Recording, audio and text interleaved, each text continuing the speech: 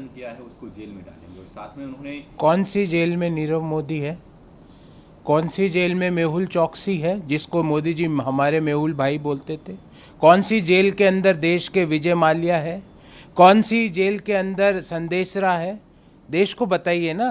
जो देश का पैसा लूट के भारतीय जनता पार्टी के मंत्रियों के चरण छू के हवाई जहाज में बैठ के बाहर चले गए सुदूर इलाकों में, वो अभी तक कौन सी जेल में है? अमित शाह जी, कौन सी जेल के अंदर नीरव मोदी को पकड़ा हुआ है? जो 10-11 हजार करोड़ रुपया देश के लोगों का, करदाताओं का पैसा लेके कोई सुदूर इलाके में बैठा है, कौन सी जेल के अंदर ललित मोदी है? बताइए ना। कौन सी जेल के अंदर व्यापम के घोटालेबाज है? देश को बताइए कि कौन सी जेल के अंदर है। कौन सी जेल के अंदर वो 40% कमीशन खोर है? बोमई सरकार जब चल रही थी, जब कॉन्ट्रैक्टर्स एसोसिएशन ने कहा कि 40% कमीशन खोरी होती, कौन सी जेल में है? देश की कौन सी जेल में है? बताइए आप। हाँ, मैं ये जरूर कह सकता हूँ कि राहुल गांधी जी प्रधानमंत्री बनेंगे तो मोहब्बत की दुकान खुलेगी, भाईचारे का बढ़ावा होगा, देश में सांप्रदायिक सद्भाव खत्म होगा, देश के अंदर संविधान और लोकतंत्र का शासन वापस पुनः स्थापना होगी, देश के अंदर बेरोजगारी और महंगाई प्रमुख समस्याओं की तरह इंगित होगा और उस पर चर्चा करके उसका हल निकाला जाएगा। ये जरूर होगा अमित शाह साहब। सर उन्होंने बोला है, उन्होंने कहा कि अगर स्पेशल कोर्ट का गठन तुरंत होता तो कन्हैयालाल कटारे को तक फांसी हो गई होती। देखिए अमित शाह साहब, आप भाजपा के कार्यकर्ता नहीं, देश के गृह मंत्री भी हैं। थोड़ा बहुत सोच समझ के बोलिए, ज्ञान लेके बोलिए। 28 जून 2022 को कन्हैयालाल जी की हत्या होती है और 2 भारतीय जनता पार्टी के कार्यकर्ता, रियाज और गौस, जो भाजपा के सक्रिय कार्यकर्ता है, वो करते हैं। 4 घंटे में, घटना के 28 जून को जब 2022 को घटना होती है, उसके महज 4 घंटे के अंदर उन दोनों को राजस्थान पुलिस गिरफ्तार कर लेती है। 2 जुलाई को ये केस एनआईए को सौंप दिया जाता है, 2 जुलाई 2022 को। मतलब 28 जून के बाद 4 घंटे में राजस्थान पुलिस पकड़ती है और उसके 3 दिन के अंदर ये केस, 3 दिन बाद एनआईए को सौंप दिया जाता है। अभी तक इस ओपन एंड शट केस में चार्जशीट दाखिल क्यों नहीं हुई? अभी तक उन हत्यारों को अभी तक सजा क्यों नहीं मिली? देश ये पूछना चाहता। और एनआईए राजस्थान सरकार के अधीन काम नहीं करता है, एनआईए देश के गृह मंत्रालय के अधीन काम करता है। इस ओपन एंड शट केस में कौन वो लोग थे जब राजस्थान पुलिस ने इन 2 हत्यारों को पकड़ा था 4 घंटों के अंदर? तो भाजपा के कौन से नेता पुलिस थानों में फोन करके उनको छोड़ने के लिए दबाव डालते थे? बताइए। हमने अगर नाम ले लिए ना, और समय आने पे नाम भी बताएंगे आपको।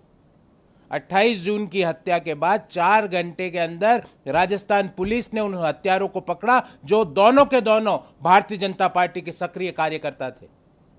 उनको छुड़वाने के लिए थानों में फोन जाते थे। एनआईए के पास ये case, open and shut case, 1 साल से ज्यादा समय से हो गया, अभी तक चार्जशीट दाखिल क्यों नहीं हुई? और इन हत्यारों को अभी तक सजा क्यों नहीं मिली? देश और राजस्थान के लोग ये जानना चाहते हैं। और अगर आपको चार्जशीट की फोटो देखनी है, जो केस ट्रांसफर करने की फोटो देखनी है जो राजस्थान पुलिस ने एनआईए को किया, तो ये है, ये देखिए आप। अमित शाह साहब, अगर आपके पास नहीं है तो मैं आपको भिजवा दूंगा। जिम्मेदार पदों पर बैठे हैं अमित शाह साहब। आप भारतीय जनता पार्टी के कार्यकर्ता के रूप में झूठ फैलाने का काम ना करें। उस कुर्सी पे बैठे हैं जहां पे सरदार पटेल साहब बैठते थे। उस कुर्सी की इज्जत कीजिए और गलत और भ्रामक जानकारियां देश में मत दीजिए। भास्कर सिंह धामी ने यूसीसी को लेकर बोला कि इसको जल्दी हम अपने स्टेट में इम्प्लीमेंट करेंगे, और साथ में सर मेघालय के सीएम कोनार्ड संगमा जो एनडीए के अलायंस में है, उन्होंने कहा कि ये इंडिया के आइडिया के अगेंस्ट है। यही तो मैं कह रहा हूँ, ना कलम, ना स्याही, ना कागज, ना मसौदा, ना नीति। कौन सी यूसीसी? सिर्फ पॉलिटिक्स ऑफ पोलराइजेशन और पॉलिटिक्स ऑफ डाइवर्जन को बढ़ाने के लिए यूसीसी, ताकि देश के लोग मोदी जी से ये ना पूछे कि 45 साल की सबसे बुरी बेरोजगारी क्यों आई, ताकि देश के लोग मोदी जी से यह ना पूछे कि 411 का सिलेंडर आज 1150 में क्यों मिल रहा है। इसके लिए यूसीसी। और मोदी जी, आपके साथी जिनके साथ आप सरकार में बैठे हो, पहले उनको तो मनाओ। जिनको आप कहते थे, इन संगमा जी के लिए मोदी जी कहते थे कि सबसे भ्रष्ट लोग हैं ये, उनके साथ सरकार बना ली। आज वो यूसीसी के अगेंस्ट में, देश को तो बाद में समझाना, अपने लोगों को तो समझाओ यूसीसी कि क्या यूसीसी का फायदा है। 28 अगस्त 2018 में 21वां लॉ कमीशन कहता है कि यूसीसी की देश में जरूरत नहीं है। तो 2018 से लेके अब तक ऐसा क्या बदला कि देश में आज यूसीसी लागू करने पे मोदी जी एक शहर से दूसरे शहर घूम रहे हैं? और देश के लोगों को बाद में समझाना, जिन लोगों के साथ आप सरकार में बैठे हो वो अगेंस्ट में है, उनके बारे में कोई टिप्पणी कीजिए मोदी जी।